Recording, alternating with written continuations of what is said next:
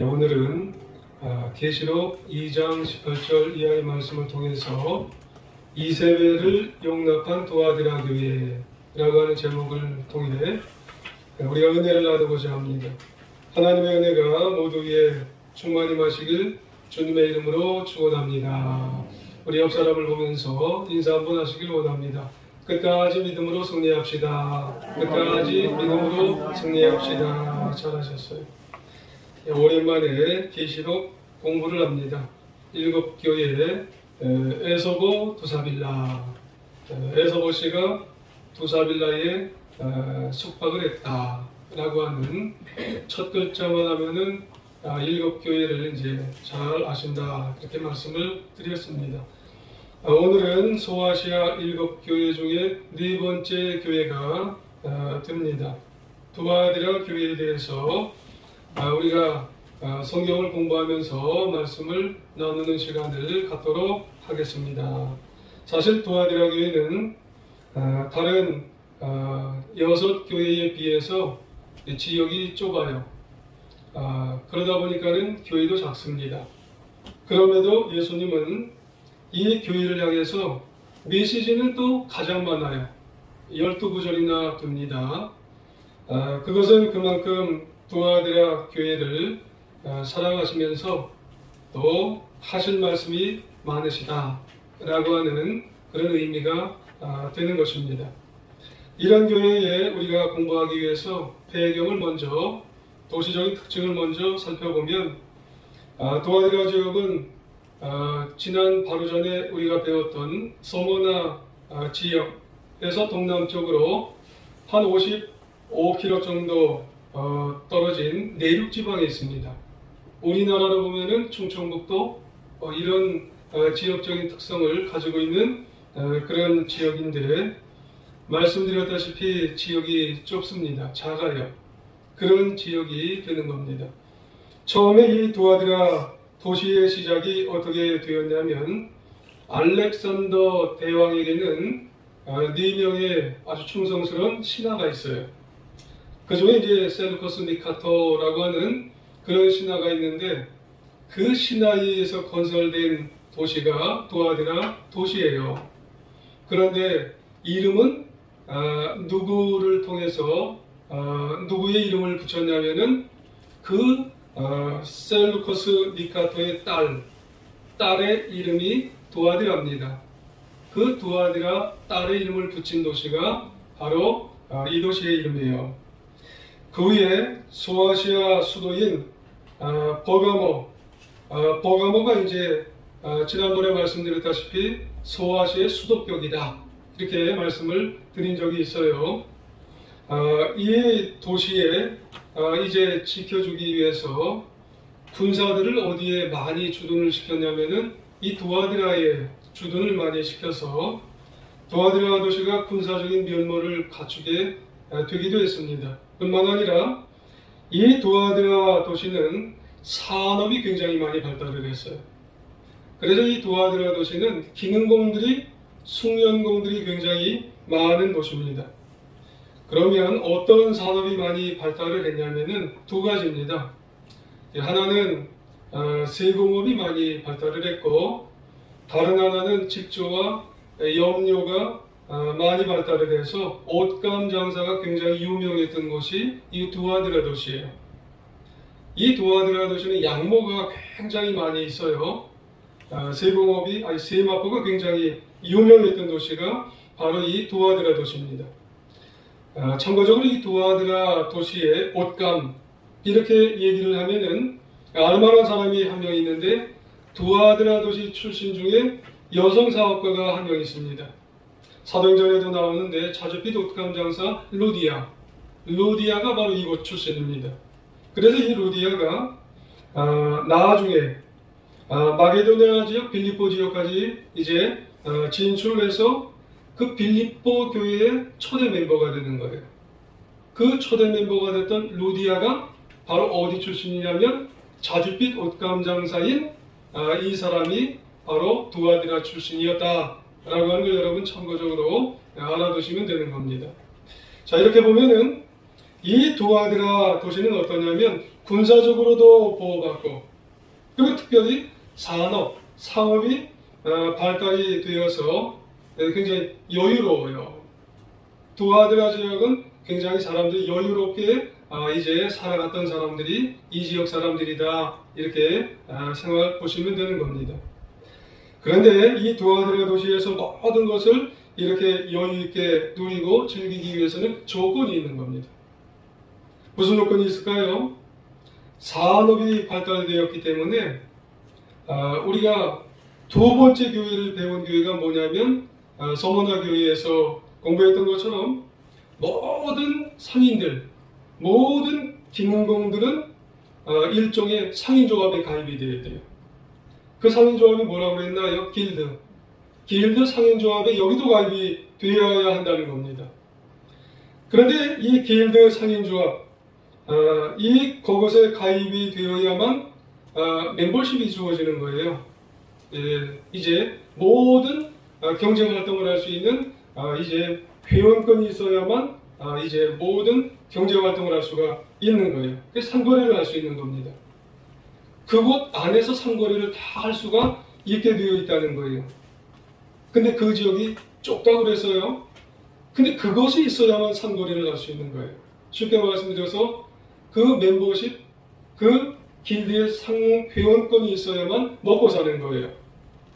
그런데 여기에 또 문제가 있는 게 뭐냐면 이 길드 상인조합의 멤버십을 갖는다는 말은 무엇과 같냐면은 두아드라 도시의 우상을 섬겨야만 이 회원권을 주게 되어 있는 겁니다. 그 지역이 다 헬라 문화권이에요. 근데 헬라 문화권의 우상들이 누구냐면 제우스 신. 제우스의 아들이 누구냐면 아폴로가 아들이에요. 그리고 거기에 누가 지금 지배하고 있냐면은 로마 황제가 지배하고 있어요. 그래서 이런 우상이나 로마 황제에게 주님이라고 고백하는 사람만 회원권을 다 주게 되어 있다는 거예요. 멤버십을 다 주게 되어 있는 거예요. 그러면은 그 회원권 준 사람에게는 혜택이 굉장히 많아요. 반면에 책임도 주어져요. 반드시 1년에 몇 번씩 정기적으로 그네들 신전에 가서 수호신들에게 제사를 드리면서 숭배가 끝나면은 그 숭배에서 나오는 술을 먹고 음식을 먹고 술 진탕 먹고 난 다음에는 부도덕한 행위를 다 해야 된다는 게 조건인 거예요. 이것이 길드 상인조합의 가입 조건이에요. 안 하면 안 되나? 이런 생각을 우리가 할 수가 있어요. 어떻게 하는데요? 먹고 살아야 되는데 그 좁은 동네에서 그 회원권이 없으면 전혀 거래가 안 되는 거예요. 다 상인인데 말이죠. 다 그런 산업을 하고 있는데 이걸 안 하면 안 된다는 거예요. 그렇다면 여러분 이런 상황과 이런 환경 분위기 속에서 두아드라 그리스도인들은 그럼 어떻게 했느냐는 그런 말씀이죠. 얼마나 많은 고민을 했겠어요. 얼마나 많은 고통을 당했겠느냐는 말씀이에요. 정말 그 당시 그들이 그리스도인으로 산다는 것은 어마어마한 고통이 그들에게 다가왔다고 하는 거 우리는 여러분 짐작 안 해도 여러분 우리는 알 수가 있겠다고 하는 그런 말씀이에요. 여러분 아마도 그들은 매일매일 밥 한 끼 밖에 못 먹는 각오를 해야 된다는 거예요. 때로는 밥을 못 먹는 일이 있더라도 우상에 대한 절을 하지 말아야 되겠다는 각오와 결단으로 그들은 살아가게 되었다는 말씀이에요. 이것이 여러분 지금 두아드라 도시에 살고 있는 성도들의 삶이라 라고 하는 그런 말씀이에요. 수많은 고통과 수많은 핍박과 수많은 고통이 휘몰아치는 삶이 있겠다고 하는 그런 말씀이에요. 그런데 주님은 이 두아드라 교회에게 앞서 말씀드렸지만 다른 7교회보다 더 많은 구절의 메시지를 지금 긴 메시지를 주셨다는 것은 그러니까 의미 있는 거예요. 참 의미 있는 말씀을 12구절이나 지금 주면서 귀 있는 자는 성령 교회들에게 하시는 말씀을 들을지어다. 그러면서 들으라는 거예요. 여러분 두아드라 교회만 그렇게 했어요. 우리들에게도 뭔가 들을 말씀이 있는 분들에게 저와 여러분들에게 이 도아드라에게 하시는 말씀을 들어서 우리도 신앙에 승리하는 우리 모두가 되어야 할 줄 믿습니다. 그래서 첫 번째로는 도아드라에게 뭔 말씀을 주셨는지 칭찬을 하셨어요. 자, 어떤 칭찬을 하셨을까? 예수님은 도아드라 교회의 좋은 점을 먼저 알고 계셨어요. 그래서 칭찬하신 거예요. 자, 17절을 한번 볼까요? 자, 19절을 한번 같이 한번 읽어보겠습니다. 시작. 내가 내 사업과 사랑과 믿음과 성령과 인내를 하느니 내 나중 행위가 처음보다 많도다. 아멘. 그래요. 이 칭찬이에요. 근데 이 19절 칭찬을 보면 두 가지로 나누어 볼 수가 있어요. 한 가지는 뭐냐면 도아드라 교회는 사업을 참 많이 한 교회다. 그러면서 칭찬을 하셨어요. 여기 사업이라는 그런 단어가 나오는데 이 사업은 세상에서 말하는 비즈니스가 아닙니다. 세상 사업이 아니라 이 사업은 주님의 일을 참 많이 한 교회다. 이런 말씀이에요. 그래서 예수님께서 내가 안다. 그런 말씀을 하신 거예요. 그래서 도아드라 교회가 사랑에 대해서, 믿음에 대해서, 섬김에 대해서, 인내에 대해서 주님 일을 참 많이 한 교회다. 이런 말씀을 하신 거예요. 그러고 보면 이런 말씀을 주님으로부터 직접 들었다는 것에 대해서 우리가 이렇게 보면은 굉장히 황홀하겠죠.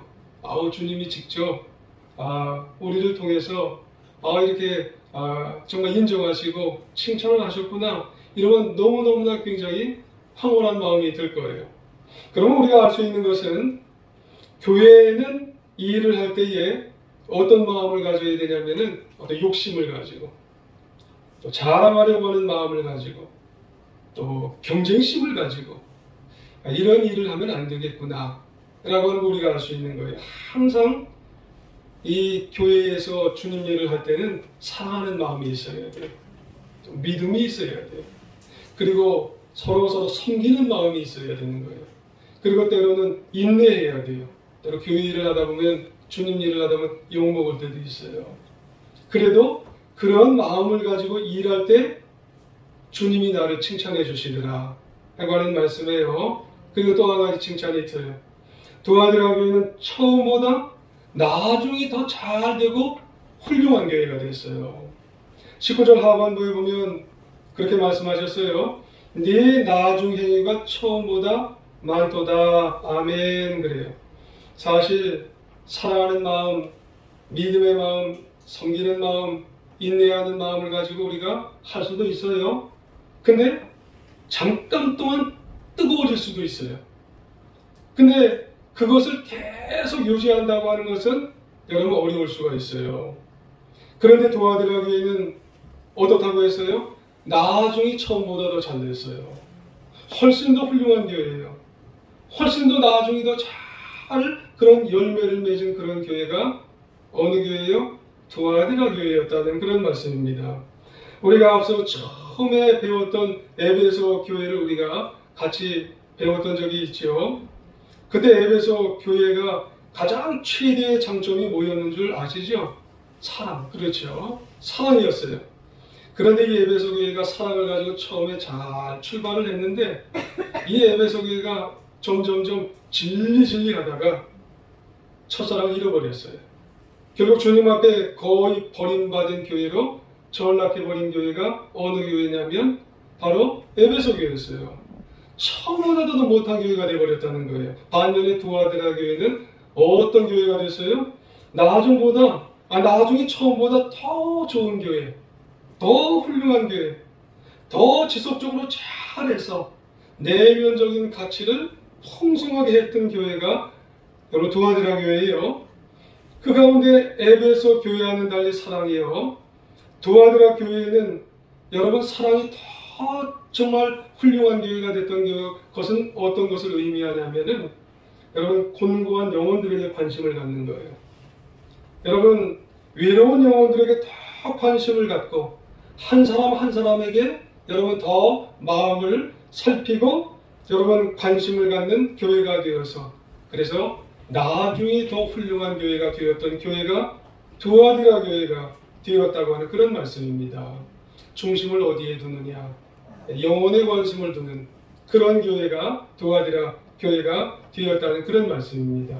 여러분, 우리 교회도 여러분 외적인 그 어떤 모습이 아니라 여러분 두아디라 교회처럼 권고하고 또 힘들고 또 어려운 그런 영혼들에게 관심을 더 가져서 나중에 더 아름답고 훌륭한 교회가 되어야 할 줄 믿습니다.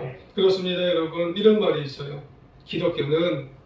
교회는 전반전의 종교가 아니라 후반전의 종교랍니다. 이해하세요? 전반전에 아무리 잘 됐어도 후반전이 유야무야 되면 안 된다는 거예요.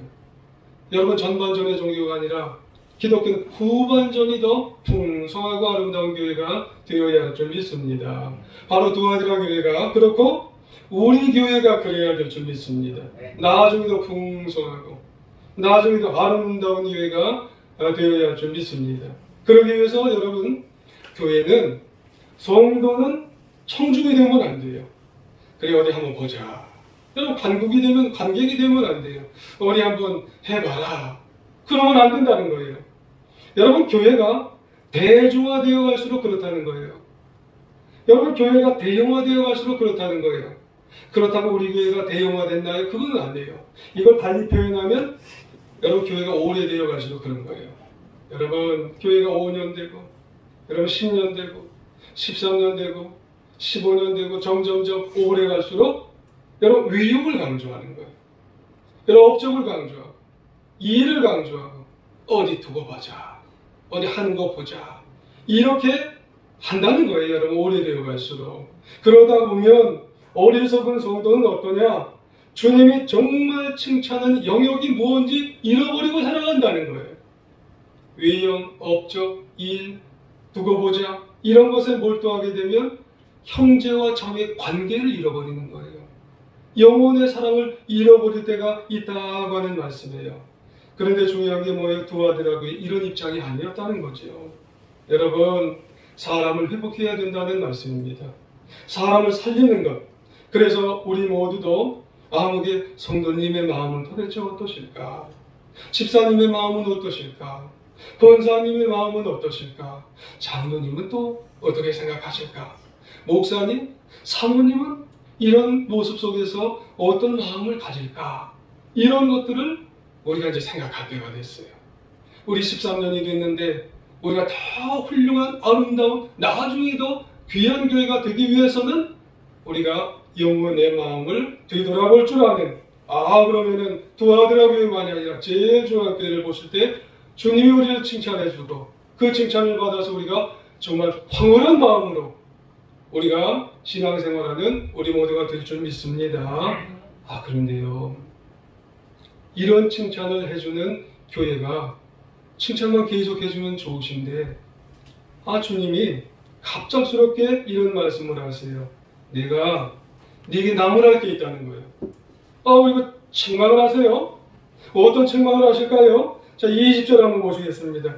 자, 20절 같이 읽어볼까요? 20절 시작. 그러나 네게 책망할 일이 있노라. 자칭 선지자라는 여자 이세벨을 네게 용납함이니 그가 내 종들을 가르쳐 꾀어 행음하게 하고 우상의 제물을 먹게 하는도다. 아멘. 그래요. 두아디라 교회가 칭찬만 받으면 좋겠는데 이 두아디라 교회를 향해서 책망을 하시겠대요. 거기 보니까 자칭 선지자, 여자 이세벨 이런 단어가 나와요. 근데 먼저 어떤 용어를 우리가 한번 살펴보냐면 여자 이세벨이라고 하는 말을 한번 보겠어요. 여러분, 이 이세벨이라고 하는 말이 어디에 먼저 등장을 하냐면은 이 이세벨은 구약 시대의 인물이에요. 이스라엘의 아합 왕의 아내가 이세벨이었죠. 다 아시죠? 근데 그 당시에 아합 왕의 통치력이라고 하는 것은요, 아주 강력해요. 왕이니까 아주 강력하죠. 그런데 그에 못지않게 더 숨겨졌지만 더 놀라운 그런 통치력 이상으로 영향력을 가진 행사한 사람이 한 명 있었는데 그 사람이 누구였냐면 이세벨이었어요. 그래서 이세벨은요, 이스라엘 백성들에게 우상 숭배의 죄악에 빠지도록 만들었고 우리가 도덕적으로 윤리적으로 잘못된 생활을 하도록 자꾸 부추기는 거예요. 그리고 유도를 했어요. 이게 열왕기상 16장 29절 이하에 여러분 나중에 참고해 보세요. 그런데 이 모습이 왜 신약시대 때 왜 나오냐? 지금 구약의 이세벨이 그러면은 지금 이 계시록에 환생한 건가? 이렇게 우리는 생각을 할 수가 있어요. 두아드라 교회에 그건 아니에요. 아니 뭐 사람이 죽었다가 환생하고 이거는 뭐 기독교적인 그런 신앙관에서 이거는 다른 거죠. 하나의 상징이에요. 상징적인 인물입니다. 그러면 이 이세벨은 누구를 의미하나 라고 하는 거 우리가 아셔야 돼요. 상징인물이니까. 학자들 자료들에 의하면은 두아드라 교회 안에는요 교회 지도자의 부인일 거다. 이런 추측이 아주 절대적입니다. 그래서 이 인물, 이 여인에 대해서 좀 더 우리가 자세히 살펴보면 두 가지가 나와요. 하나는 이 두아드라 지역이 지금 산업이 발달했다고 그랬잖아요. 경제적으로 대단히 부유한 여인일 거다. 이런 추측이 나옵니다. 왜 그러냐면 지금 말씀드렸듯이 두아드라 지역이 상업적으로, 산업적으로, 수공업적으로 활발하게 지역이 발달했어요. 그러니 그 가운데 더 부유한 사람이 있어요. 근데 그 가운데 믿음이 있다는 부유한 집안의 여인이 물질을 가지고 어디를 들어왔어요? 교회에 들어온 거예요. 그래서 그 물질을 가지고 교회 안에 영향력을 발휘하는 여인이 한 명일 거다. 이렇게 얘기하는 거예요. 또 하나가 있어요. 어떤 여인이 다른 사람들에게 신앙의 영향력을 주기는 하는데 올바른 영향력을 주질 못한다. 이 사람을 누구를 봤어요? 이세벨이라는 거예요. 그러면 무엇을 통해서 그렇게 할 수 있느냐? 자칭 선지자. 선지자로 다 공적으로 세우는 것은 아닌지 누가 선지자로 세워요? 자칭 스스로 선지자라는 거예요. 그러니까 이 선지자가 스스로 선지자가 되었으니 그냥 되는 대로 이야기를 하는 거예요. 그래서 이 자칭 의미가 뭐냐면은 지금 말씀드렸듯이 교회 안에서 공식적으로 용납이 안 되는 거예요. 공식적으로 인정이 되지 않은 그런 지도자예요. 하지만 분명한 것은 교회 안에서 뭐예요? 상당한 영향력을 지금 발휘하는 여인이 있는데 그 여인을 뭐라고 그래요? 이세벨이라고 상징하는 거예요.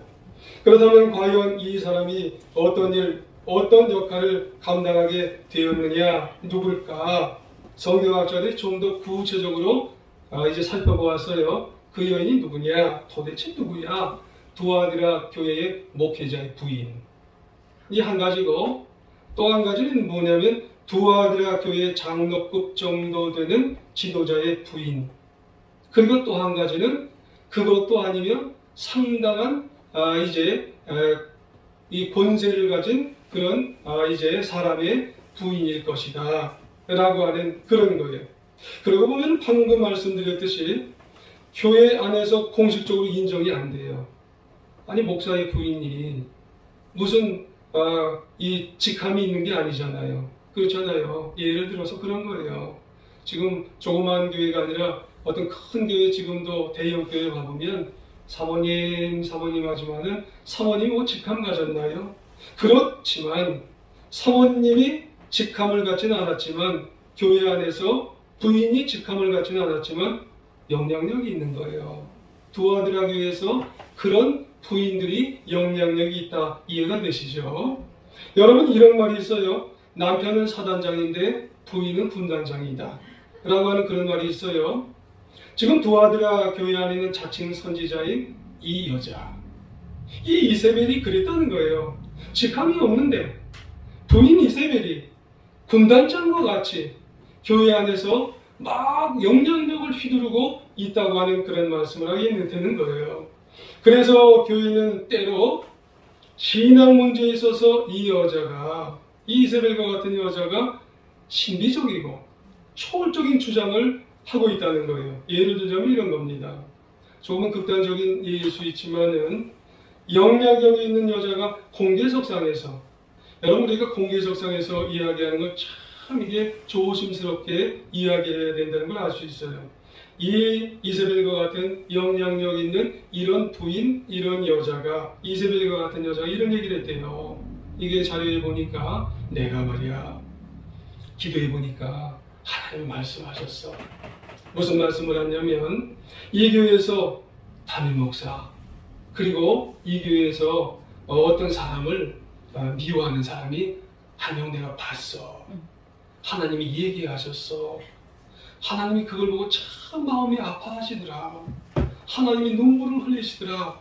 이런 말을 했다는 거예요. 공개석상에서 그랬다는 거예요. 여러분 그러면 참 겁이 나겠어요? 안 겁나겠어요? 여러분 참 겁나는 겁니다. 그런데 문제가 뭐예요? 봤다는데 어떡하겠어요? 여러분 이세벨이 봤다는데 어떡하겠어요? 이게 거짓말이라고 할 수도 없고 아니라고 할 수도 없고 이게 참 겁나는 거예요. 여러분 이런 식으로 말하는 자칭 선지자라고 하는 영향력 있는 여자가 그 교회를 잘못된 신비주의, 잘못된 초월주의로 막 몰아가게 되는데 이것을 책망하신다는 거예요. 누가? 주님이 책망하시게 되었다는 그런 말씀이에요. 또 하나 있어요. 때로 신앙과 생활이 부딪힐 때가 있어요. 그렇지 않겠어요? 신앙과 생활은 반드시 신앙생활 하다 보면 부딪히는 거예요. 괜찮아 하고 이걸 합리화시킨다는 거예요. 누가요? 그 여자 이세벨이 합리화 주장을 하는 거예요. 그러니까 길드 사회이니까 그리스도인들이 회원이 되지 못하면 아무것도 할 수 없기 때문에 우상 숭배를 이제 옹호하고 합리화를 이제 할 수밖에 없는 그런 가운데 있게 되는 거예요. 그러면서 누가 합리화를 시키냐면 이세벨이라고 하는 여자가 합리화를 시키게 되었다는 그런 말씀을 하게 되는 것입니다. 이것을 누가 이제 책망을 하시는 거예요? 주님이 책망을 하시는 거예요. 주님이 그런 영향력을 미치는 그 여인을 책망을 하시게 되었다는 말씀이에요. 여러분 그러면 이렇게 책망받을 그런 일을 하는 모습, 행동이 교회 안에서 어떤 열매를 맺을까요? 자꾸 그러한 이 이야기와 그런 말들을 자꾸 이세벨이 하니까 교회 안에서 그럼 어떤 열매를 자꾸 맺어가게 될까요? 20절 중반절 한번 다시 한번 보겠습니다. 20절 중반절 거기 보면은 행음, 우상의 제물 이런 이야기가 나와요. 거기 보니까 행음을 하게 만들었어요. 여러분 행음이라고 하는 것은 사실 성적인 표현이에요. 그런데 우리가 아셔야 할 게 뭐냐면 성경에서 행음이라고 하는 표현이 나올 때는 반드시 무엇과 결부가 되냐면은 우상 숭배와 결부가 돼요. 그러니까 그리스도인들이 예배를 드릴 때 여러분 신앙의 모습과 결부가 되어질 때 어떻게 되어지냐면은 편리에 따라서 하나님과 우상신을 섬겨도 돼. 괜찮아. 괜찮지? 이렇게 자꾸 몰아지게 되어진다는 거예요. 그러면 이것이 왜 문제가 되냐면 이 도시에서 장사하는 그리스도인들 때문에 그렇습니다. 그렇죠? 그들 그리스도인은 자신들이 여호와 하나님밖에 몰라요. 그리스도인들은 여호와 하나님만 섬겨야 된다고 다 아는 거예요. 너무나 잘 알고 있는데 이 여자 이세벨이 뭐라고 얘기를 하게 되어지냐면 괜찮아. 이번 한 번은 괜찮지. 이래하고 하면서 자꾸 그 성도들에게 그리스도인들에게 열매를 맺게 하면서 뭘 먹게 하냐면 우상의 재물을 먹게 하는 거예요. 그래서 우상 재물을 먹게 했다. 이 표현이 나오는 거예요. 그래서 아니나 다를까 이 영향력을 가진 이 여인이 교회 안에서 이런 목소리를 내는 거예요. 어떤 목소리를 내냐면은 로마 황제하고 우상들에게 절을 한다고 너 신앙 버리는 거 아니잖아. 이렇게 절한다고 이 도시에서 이 관습 한번 따른다고 이 문화 한번 따른다고 절 한번 한다고 네 신앙 어디에 가냐? 야 그러니까 절 딱 한 번만 해라. 절 딱 한 번만 하고 돈 많이 벌어가지고 교회 가서 헌금 더 많이 해라 말이야. 이렇게 이세벨이 자꾸 얘기를 하는 거예요. 이걸 합리화를 시키는 거예요. 절 한 번 딱 한 번 로마 황제한테 하고 절 딱 한 번 제우스 아폴로한테만 한 번만 하면은 길드에 들어가잖아. 그 상업조합에 들어가잖아. 그러면 돈을 이만큼 더 벌어서 교회에 가서 충성스러운 일꾼이 되면 되잖아. 그러면 이 신앙인들이요 홀깃홀깃하는 거예요. 그래서 뭘 먹어요? 우상 제물을 먹게 되었다고 하는 그런 말씀을 하게 되는 거죠. 그래서 그 결과 두아드라 교회 성도들 안에는 신앙으로 명분만 가진 신앙인들이 속속들이 많이 생기게 되었다고 하는 그런 말씀이에요.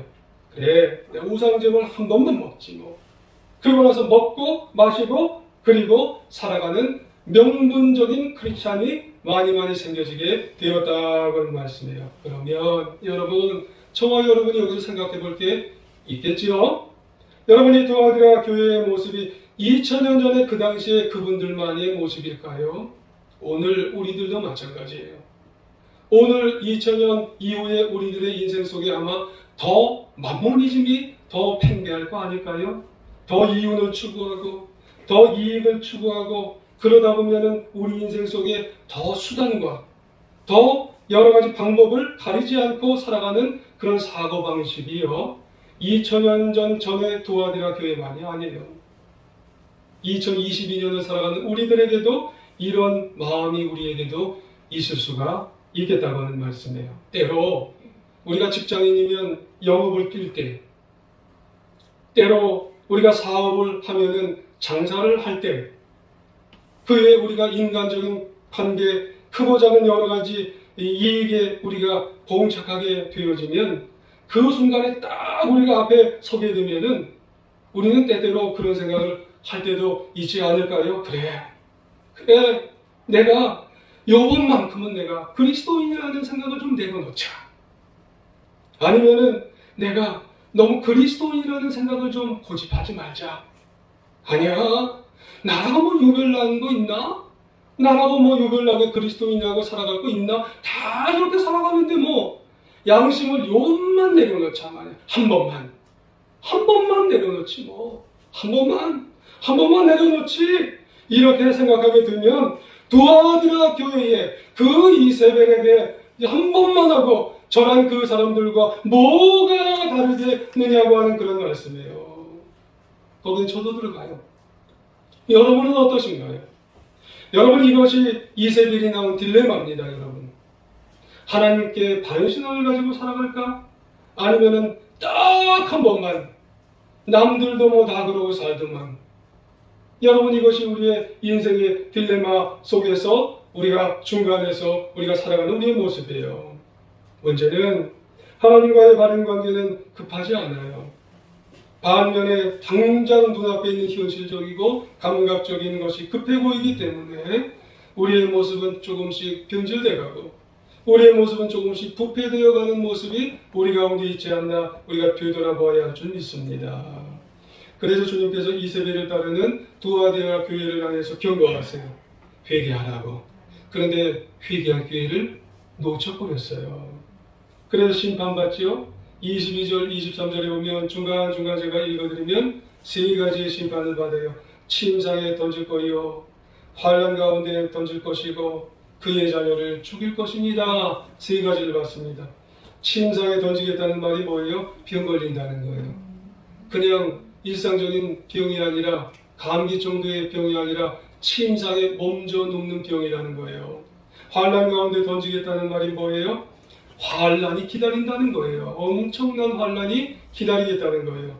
자녀를 죽이겠다는 거예요. 이세벨 노릇하는 사람의 그런 자녀를 처벌시키겠다는 거예요. 여러분, 부모는 나보다 자녀를 더 사랑하잖아요.